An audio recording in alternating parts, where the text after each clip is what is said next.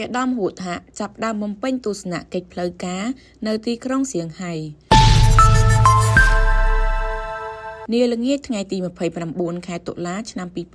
2025អាយដាមហួតហារដ្ឋមន្ត្រីក្រសួងទេសចរនិងប្រតិភូបានអញ្ជើញធ្វើដំណើរចាកចេញពីទីក្រុងគួយលីនមកដល់ទីក្រុងសៀងហៃ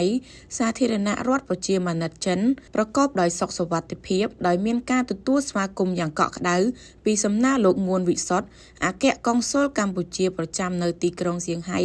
និងតំណាងសាលាក្រុងស៊ូជើអាយុដំរដ្ឋមន្ត្រីនិងថ្នាក់ដឹកនាំប្រតិភូជាន់ខ្ពស់ក្រសួងទេសចរនិងវិស័យឯកជនកម្ពុជាចូលរួមព្រឹត្តិការណ៍អន្តរជាតិដ៏ធំគឺពិព័រណ៍វប្បធម៌និងឧស្សាហកម្ម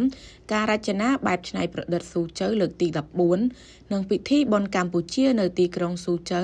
ខេត្តជាងស៊ូដែលកម្ពុជាបានរៀបចំជាស្តង់ពិព័រណ៍បង្ហាញសក្តានុពលទេសចរដ៏សម្បូរបែបដល់អ្នកចូលរួមអន្តរជាតិនិងប្រជាពលរដ្ឋចិនដើម្បីធ្វើដំណើរទេសចរមកកម្ពុជាឲ្យបានច្រើនឡើងថែមទៀតនិងជាពិសេសចូលរួមជំរុញកំណើនទេសចររវាងប្រទេសទាំងពីរឲ្យកាន់តែកើនឡើងនៅក្នុងឆ្នាំ